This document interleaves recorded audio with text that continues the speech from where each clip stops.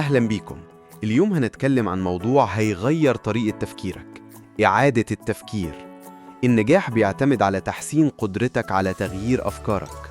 القدرة على إعادة التفكير، التشكيك في افتراضاتك ومراجعة آرائك تعتبر أداة قوية لاتخاذ قرارات أفضل والشعور بثقة أكبر في عالم بيتغير بسرعة.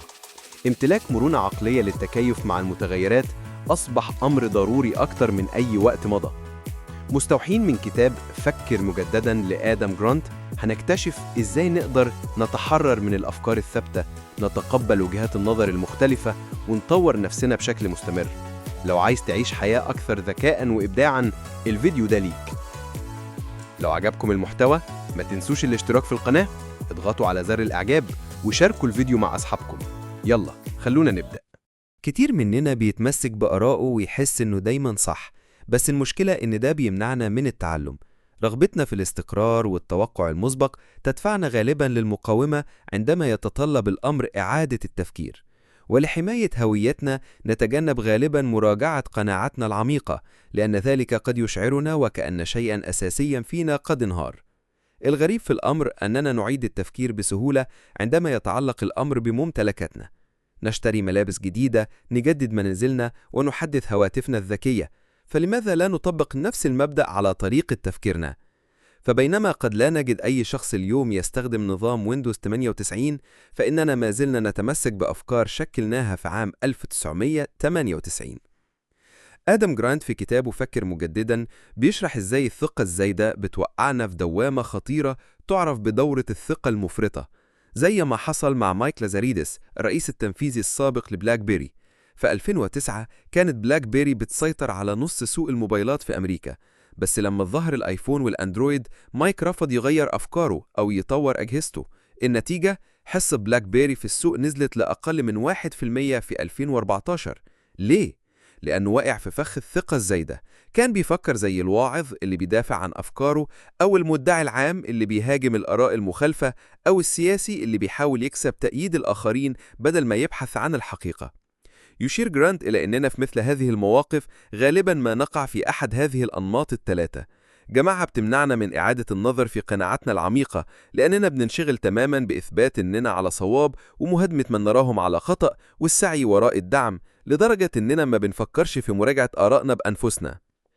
الفكرة الرئيسية: لو عايز تتطور لازم تتخلى عن الثقة الزايدة وتبدأ تفكر زي العالم اللي بيشكك في أفكاره وبيدور على الحقيقة. يقول جرانت إن الحل هو إننا نبدأ في التفكير مثل العلماء، بدلاً من أن نتصرف كواعظين أو مدعين أو سياسيين. بالنسبة للعالم، إعادة التفكير هي جزء أساسي من عمله، فهو مطالب دايماً بالتشكيك في معرفته وتحديث فهمه بناءً على اكتشافات جديدة. يعني إيه نفكر زي العالم؟ يعني نبدأ بدورة إعادة التفكير. الشك. اسأل نفسك: هل أنا متأكد إني صح؟ زي الطالب اللي بيراجع إجابته في الامتحان ويكتشف إنه ممكن يكون غلط. الفضول. خليك عايز تعرف أكتر. ابحث عن معلومات جديدة تناقض وجهة نظرك. الاكتشاف. لما تجرب وتبحث هتكتشف حاجات جديدة سواء كنت صح أو غلط. التواضع الواثق. كن واثق في قدرتك على التعليم، بس متواضع كفاية عشان تعترف إنك مش عارف كل حاجة. من المهم أن ندرك إن التواضع لا يعني الشك في النفس أو انخفاض تقدير الذات. التواضع الفكري يعني إنك تعترف إن معرفتك مش كاملة، بس عندك ثقة إنك قادر تتعلم وتتطور. على سبيل المثال، العالمة ماري كوري اللي فازت بجائزة نوبل مرتين كانت دايما بتقول إنها لسه بتتعلم. التواضع الفكري بتاعها هو اللي خلاها تصل لإنجازات عظيمة. نصيحة عملية: ابدأ النهاردة. اسأل نفسك: إيه الحاجة اللي كنت متأكد منها بس ممكن أكون غلط فيها؟ وجرب تبحث عن وجهة نظر مختلفة. إعادة التفكير مش بس على المستوى الفردي، لازم كمان نعيد التفكير في علاقتنا مع الآخرين. لو عايز تقنع حد بوجهة نظرك، جرب الاستراتيجيات دي. أولاً، الاستماع المؤثر. اسمع بصدق واظهر اهتمام حقيقي بوجهة نظر الطرف التاني، زي ما عمل داريل ديفيس اللي قدر يغير رأي زعيم في جماعة عنصرية من خلال الحوار الهادئ والاستماع. ثانياً، اسأل إزاي بدل ليه. بدل ما تسأل حب ليه بتفكر كده، اسأل إزاي وصلت للرأي ده. السؤال ده بيخلي الشخص يفكر بعمق ويفتح باب النقاش. ثالثاً، اعترف بالنقاط المشتركة. لما توضح إنكم متفقين في حاجات معينة بتخلي الشخص التاني أكثر انفتاحاً لسماعك.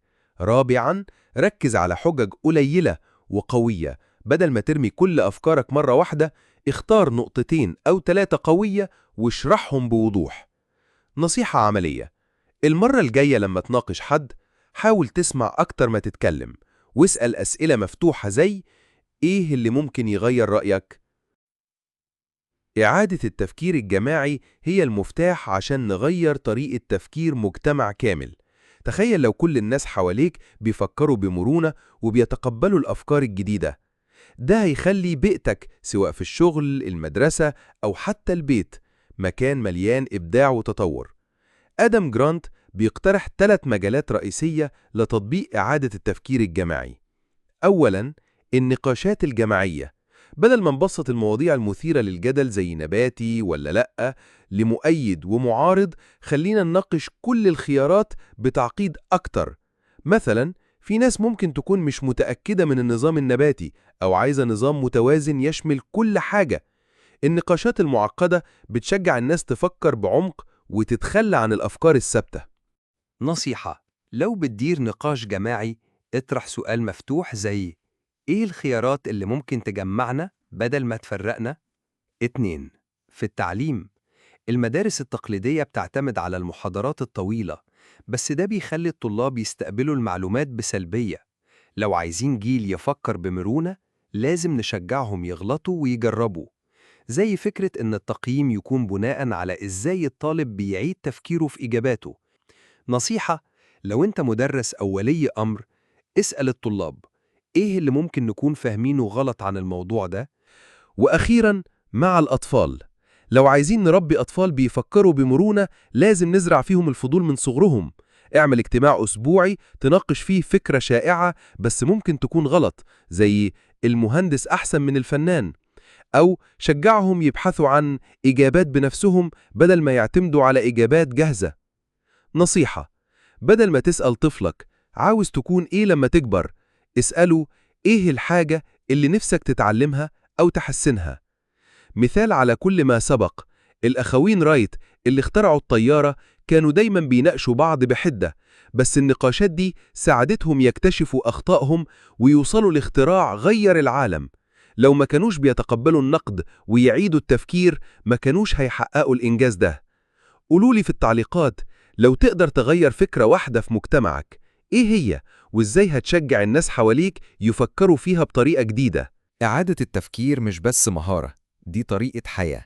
لو عايز تتطور وتحقق نجاح حقيقي، اتعلم إزاي تشكك في أفكارك، تسمع الآخرين، وتبني مجتمع بيدعم التفكير المرن. زي ما قال آدم جرانت: إذا ما كنتش مستعد تعيد التفكير، يبقى مش هتتعلم أبداً.